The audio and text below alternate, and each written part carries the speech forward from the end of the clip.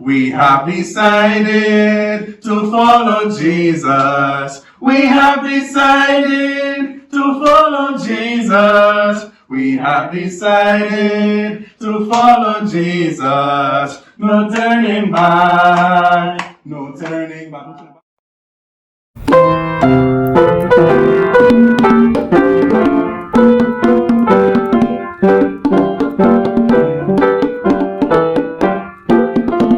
Okay, stop. We're not sounding any better. It's been 2 whole weeks. I should be good by now. I think you're getting better. I don't think so. It sounds like when I just started. I wanted to be Alicia Keys and I'm sounding like Miranda Sings. I think we just need more practice. We don't have time for more practice. It's already the end of the year. So then after this is going to happen, it's going to be New Year's and that's going to be all fine. And then what happens in January, well, besides my birthday, school starts. And then when we have school, we have assignments and classes to go to. I'm not going to have time to practice. And then I'm going to get badder. Badder? Is that a word? I don't think badder is a word. Hi guys! Hi, Saki. What are you all up to? Failing, clearly. What do you mean? I was trying to learn to play the piano and I'm not getting any better. In fact, I think it's worse. And Josh is no help. Oh, so how are you feeling about that? I'm feeling very frustrated because I was supposed to be able to play the piano properly by the time the new year started so that I could be great. Especially when I have to start back school and I have to do assignments so that when I don't have time to practice, I'm better. But it's not going good. Oh, so things are not going according to your plan? They're not. They're going completely off plan. I didn't think the year could get any worse. That's interesting. You know, Michaela, I think you need to take every day one at a time. I agree. I can't take every day one at a time. You have to plan for things so that you know what happens. If I took every day at a time, then I could wake up tomorrow and forget that I need more soap to bathe with. Then what would I be? Dirty. No, that's not cute. That's not what I meant. Do you remember the story of the Israelites in Egypt when they were in the wilderness? Do you remember the story of when God sent bread from heaven to the Jews when they were in the wilderness? I don't think I do.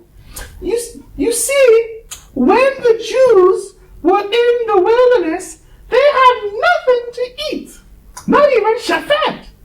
And so God told them that He would send bread from heaven every day for them to eat, and that they could have only taken enough bread for that day. But where did the bread even come from if they didn't buy flour and eggs and yeast to bake it? It was a miracle from God. You see, sometimes in life, we have to take things one day at a time. And the Jews would have had to take every day, one day at a time. Yes, they would have had to plan to get their baskets to hold the bread, but they would have had to depend on God's plan to get their food, and which would have given them the strength to live their life. But it's not like that anymore. Bread doesn't just fall from the sky, so we have to plan things. It's not just about the bread, Michaela. It's about always looking to God to plan our life. Because you see, we don't know what tomorrow has, but we know who holds tomorrow. And that is God. And yes, sometimes life is so crazy, we don't know what happens. But with God on our side, and while we take our time to plan out our life, we will know that whatever happens, even if things go completely opposite to what we think, we will know that all will be well because God is in control and we are listening to Him and following His commandments. So you're saying that I can make plans, but I just need to stay calm because God is going to help me?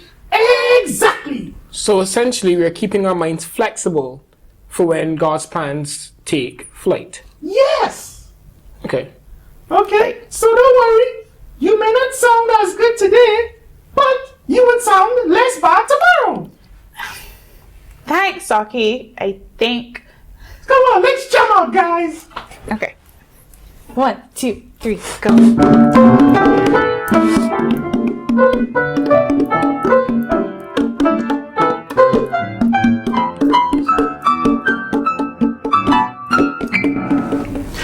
Hi guys, and welcome back to another segment of Children's Corner. Woo!